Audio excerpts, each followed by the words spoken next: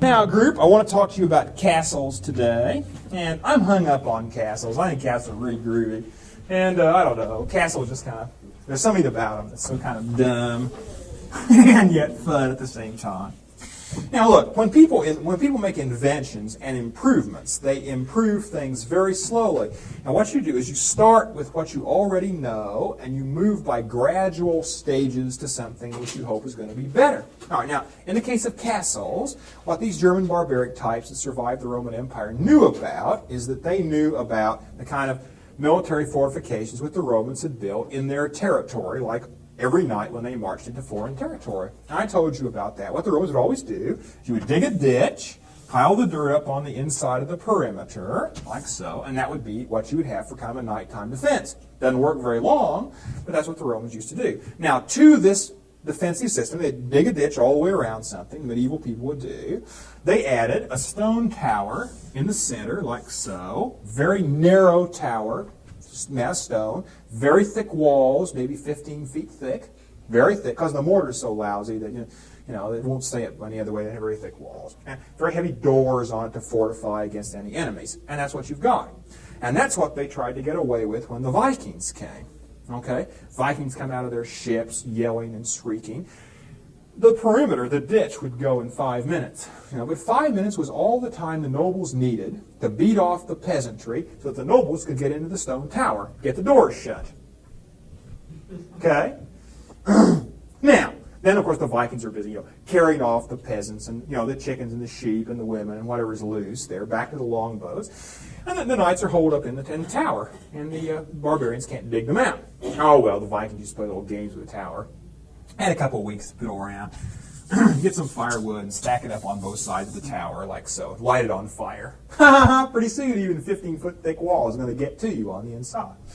They used to kind of roast the nobles and stuff. And there was a lot of fun in those early battles, but most of the fun was had with the Vikings who were playing these kind of games. All right, now, system changed. The Vikings got stopped by these little local militia units that I told you about. And then you've got time to do something better. It's no good to build a complicated castle if one wall isn't built when the enemy shows up. You got to do something small to start with. Then you got peace, you build big castles. What they did is they simply expanded the tower, made it much bigger with living quarters and food and water and stables and everything on the inside of it, into what you would call a square-walled castle. Okay? Here's a bird's eye view of that, one of the better things I draw. And then, of course, the ditch is expanded too. It's all the way around the castle on the outside. The ditch is now called the moat. The moat is either dry, or if you've got a natural spring, you can make it a wet-type moat around the outside edge. And you've got a drawbridge, which you can let down over the moat. And you put it down when friends are coming, and if you've got any sense at all, you raise it up when the enemy comes. All right? I worry about these medieval people. So how do you attack that? The enemy rides down, draw up the drawbridge, and there you are, holed up in your castle. First thing the enemy always did was to fill in the moat by dumping junk in it. Takes a couple of days. Just make a big bridge, just dump rocks or things. Fill it up. Say, well, good grief. If you can fill it up in 2 days, what's the use of having it? Gives you 2 days. 2 days, a lot of time, spent on the inside sharpening all of your equipment and getting all the arrows where you can find them. And the ladies of the castle were busy boiling up their oil and stuff, getting ready for the siege. All right, now, got the moat filled in. How do you attack the wall? You may, if you want, attack it directly with long scaling ladders, like fire department type ladders. They always do that in Hollywood movies. Nobody ever did that in the Middle Ages because it was really stupid to do that. And, they're not very sharp, but they aren't that really stupid either.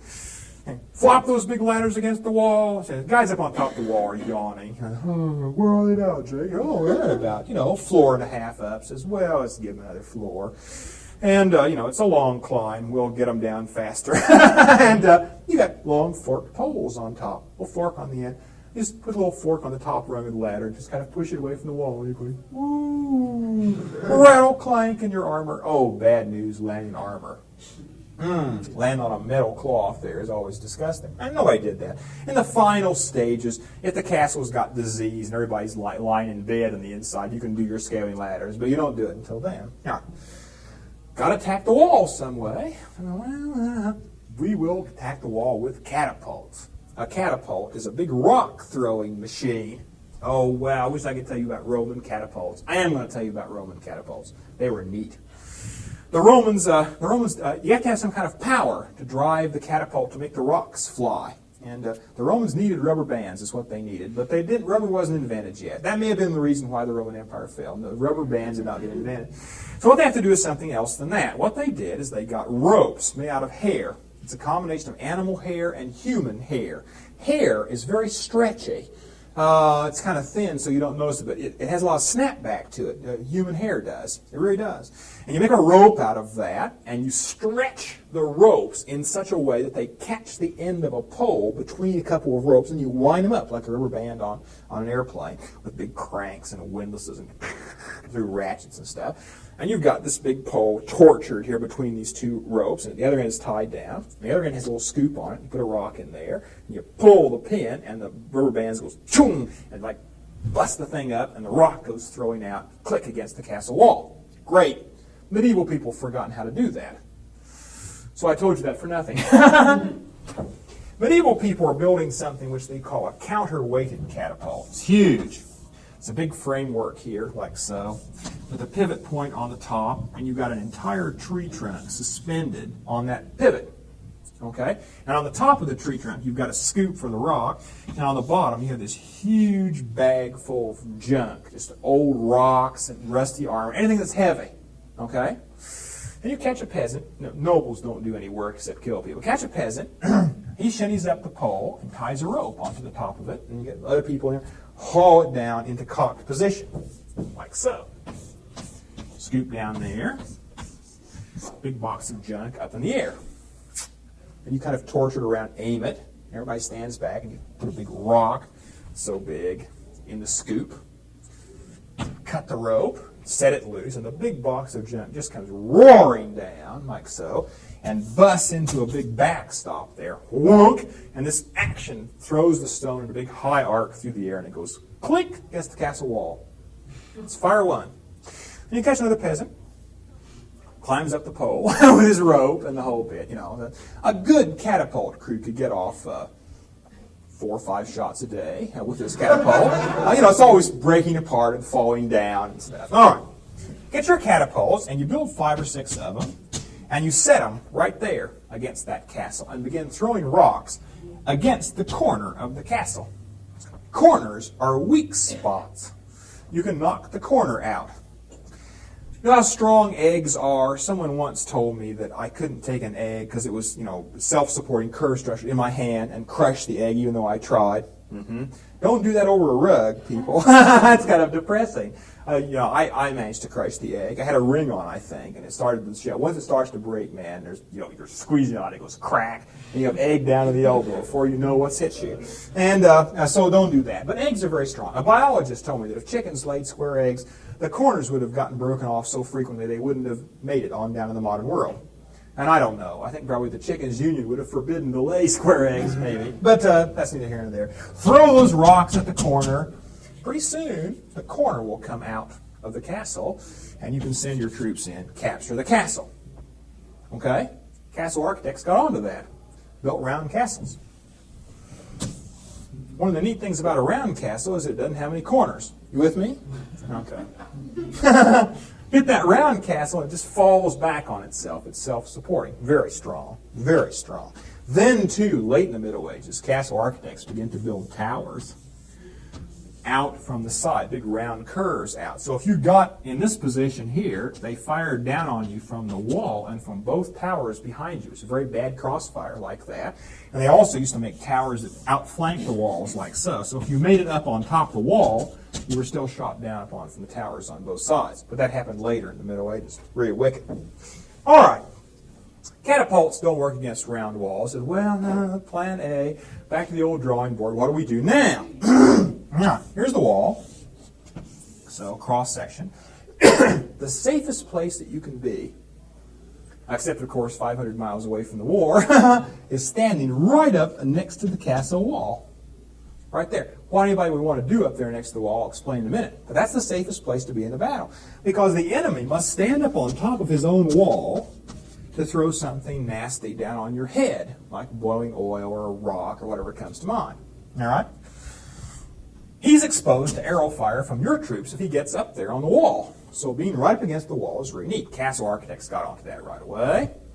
They built a little flanking thing, a little tower, a little thing that went out over the wall. Made out of wood, and it's got like a little platform which protects you from arrow fire. It's got holes all down the walkway here, so you can get out there being perfectly safe and kind of have longer time to sight in on the head of your enemy against the wall. Splat. The attackers got onto that. Used to build little platforms on wheels. They would roll them up to protect their guys. That's very cool. Guys used to shoot fire arrows down on it, set it on fire. So they used to pile sand up on top of it, put out the fire arrows. Boom, boom, boom, boom, back and forth. For every offense, there's a defense kind of thing. All right. Now, what are these people doing up against the wall in the first place? Well, they're working on the wall itself, using something which used to be called a pick, sometimes called a mouse. It's a gigantic walnut pick is what it is, and they're like picking out the mortar from the rocks. And you pick out the mortar, and you take the rocks out, and gradually you just pull down the wall, undermine it from the bottom like that. Now, if you keep it that long enough, taking rocks out from underneath the wall on the bottom, the wall will come collapsing down right on your head. What you want to do is have enough sense to, take a break about that time. Time for a new crew. Go out and rest a while.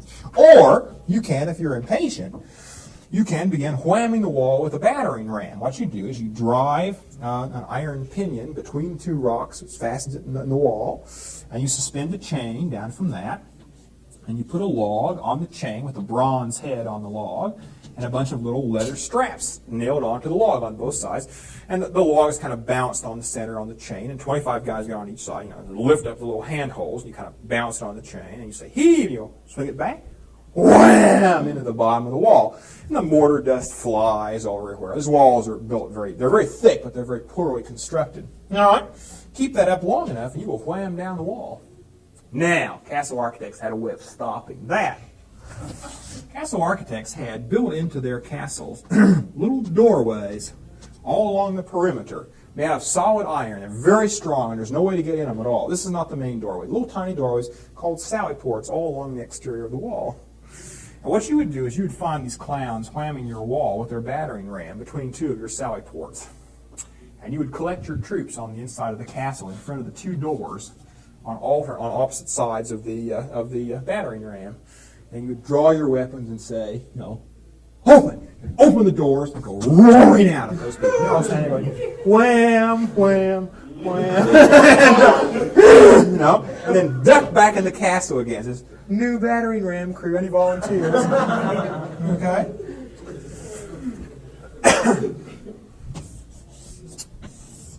Plan F goes as follows. Bring in the silver mine crew and commence digging your tunnel. Shoring up the sides of the tunnel with timbers all the way along. Now, the object of the tunnel is to come up right underneath the castle wall. Now, it's a little hard to estimate how far the castle wall is away. You can't have a guy with a piece of string out there on top of the surface. It gives away your tunnel. Let's see. If you make a mistake and dig your tunnel long, the first guy who sticks his head up on the inside of the castle courtyard is in really serious trouble. Come up right underneath the wall. And you begin undermining the wall both directions, supporting the wall on your timbers now, instead of on its supports. People up on top of the wall don't notice any difference. It's on your timbers. German Baron on top of the wall. I made him up. Sir Smellmore Odor. Sir Smellmore is up on top here of the wall, walking back and forth. Pretty soon, the whole wall is resting, big piece of wall is resting on your timbers, special timbers, soaked with pitch and tar. Catch on fire real easily that way. And you fire up the timbers and go back through your tunnel, and you mass your troops back behind your side of the lines, wait for that wall to come down. Sir Smellmore is up there with his sword, shouting, says, did you hear any noise? They're not hanging onto his sword. Crash. Capture it. Never worked. Never worked. You can hear the tunnels coming. Particularly at night, but you can hear them in the daytime too, I guess. Put a shield on the ground. Listen to it. Like listening for elephants on a railroad track. I think I hear a tunnel coming. Says, aha. Dig a counter tunnel. Shoring it up with timbers. You dig your tunnel right to about there. Estimate it all the way. And then everybody gets out of your tunnel and you dump the Castle Waterworks system in, fill it up with water.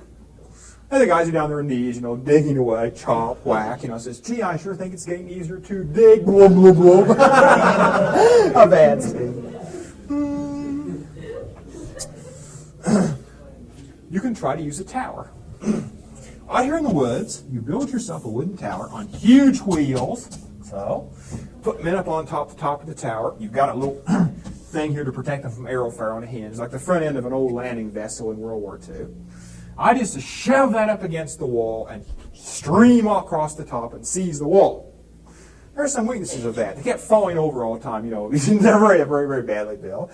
And the enemy can see it coming for several days because it's so slow. So what the enemy does is he builds a counter tower on the inside where it's going to hit the wall. And he puts all of his archers standing up there, massed up there. And then you shove your tower against the wall. And if they haven't set it on fire by this time with some means or other, and they always did, get your tower up there, and you let down the little bar and then go running out. And it's like 5 feet away from you and the archers. They're just aiming right at you. You're like a reverse porcupine. Very bad, very bad. Never works at all. Okay? You can starve them out, maybe, if you don't starve first. In the Middle Ages, it was touch and go because the medieval armies were so kind of undersupplied that you might starve too. Put a cordon around the castle and starve them out. And you can play fun games on the people in the castle. You can get a very dead horse, dead about, 2 or 3 weeks. And you get a piece of dead horse that's very ripe now, and you put it on your catapult and loft it over the wall. Ho, ho, eat that. Hope it falls in the well and pollutes the water. Now, if you get desperate on the inside of the castle, you go for help. You send out a messenger at night. He's like to creepy crawl through the enemy's lines and get away and promise somebody something and bring help. They always caught those messengers. Want to be messenger for a day? That's all the time you've got. And he used to play fun games with the messengers, too. So tie them up, put them in the catapult, heave them up over the water. Caught your messenger. Ho, ho, ho. Almost no castles ever fell in the Middle Ages. Almost no castles ever fell. They're too tough for the attackers. If you got a castle, you're safe. You're safe. Sometimes they fell by treason. You hire a guy to open up the drawbridge in the middle of the night, but almost no other reasons. Now look, people, it's the medieval knight that's holding up the world here. He's a power unto himself, and he will knock merchants on the head on the highway and do anything he wants. And before we can get on to nations and big power blocks and law and order and the rest of it, we got to knock those people on the head. The question is, how are you going to do it? They're in their castles. You've got to find a way of destroying the castle walls. And catapults aren't going to make it against round castles. Can it be done? Yes, it can, but not just yet. First of all, we have to import gunpowder from China and make big iron tubes to blow cannonballs at the wall. Boom! And then the knight has had it. You dig him out like a rat out of his hole. Okay? I'm for that. We got to get rid of those people. But we'll have to do it later. Any questions?